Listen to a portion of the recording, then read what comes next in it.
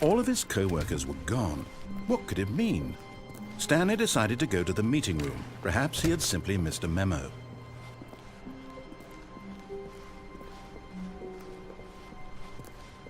When Stanley came to a set of 2 open, this was not the correct way to the meeting room, and Stanley knew it perfectly well. Perhaps he wanted to stop by the employee lounge first, just to admire it. Ah, yes, truly a room worth admiring. But eager to get back to business, Stanley took the first open door on his left. Stanley was so bad at following directions, it's incredible he wasn't fired years ago. Look, Stanley, I think perhaps we've gotten off on the wrong foot here. I'm not your enemy, really, I'm not.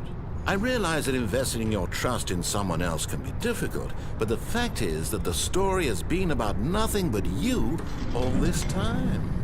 There's someone you've been neglecting, Stanley. Someone you've forgotten about. Please, stop trying to make every decision by yourself. Now, I'm not asking for me, I'm asking for her. This is it, Stanley. Your chance to redeem yourself. To put your work aside, to let her back into your life. She's been waiting. That's her, Stanley. You need to be the one to do this, to reach out to her. If you can truly place your faith in another, then pick up the phone.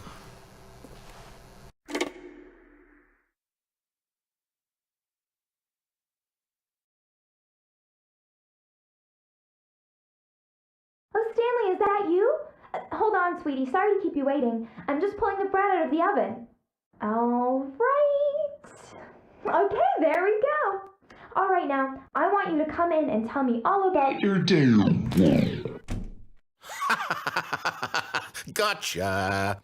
Oh, come on. Did you actually think you had a loving wife who'd want to commit their life to you? I'm trying to make a point here, Stanley.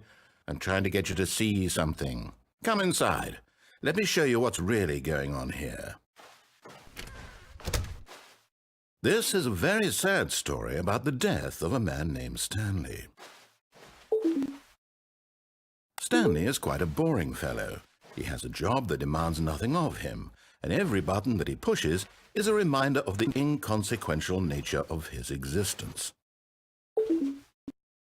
Look at him there, pushing buttons, doing exactly what he's told to do.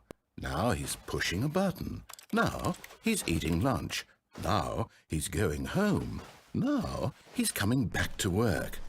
One might even feel sorry for him, except that he's chosen this life. But in his mind, he can go on fantastic adventures. From behind his desk, Stanley dreamed of wild expeditions into the unknown, fantastic discoveries of new lands. It was wonderful. And each day that he returned to work was a reminder that none of it would ever happen to him. And so he began to fantasize about his own job. First, he imagined that one day while at work, he stepped up from his desk to realize that all of his co-workers, his boss, everyone in the building had suddenly vanished off the face of the earth. The thought excited him terribly. So he went further. He imagined that he came to 2 open doors and that he could go through either. At last, choice. It barely even mattered what lay behind each door. The mere thought that his decisions would mean something was almost too wonderful to behold. As he wandered through this fantasy world, he began to be filled with many possible paths and destinations. Down one path lay an enormous round room with monitors and mind controls. And down another was a yellow line that weaved in many directions. And down another was a game with a baby. And he called it the Stanley Parable. It was such a wonderful fantasy, and so in his head he relived it again, and then again, and again, over and over, wishing beyond hope that it would never end, that he might always feel this free. Surely there's an answer down some new path, mustn't there be? Perhaps if he played just one more time. But there is no answer. How could there possibly be? In reality, all he's doing is pushing the same buttons he always has. Nothing has changed. The longer he spends here, the more invested he gets, the more he forgets which life is the real one. And I'm trying to tell him this, that in this world he can never be anything but an observer, that as long as he remains here, he's slowly killing himself. But he won't listen to me. He won't stop. Here, watch this. Stanley, the next time the screen asks you to push a button, do not do it.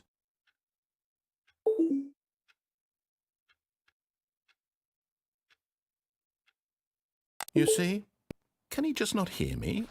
How can I tell him in a way that he'll understand that every second he remains here, he's electing to kill himself?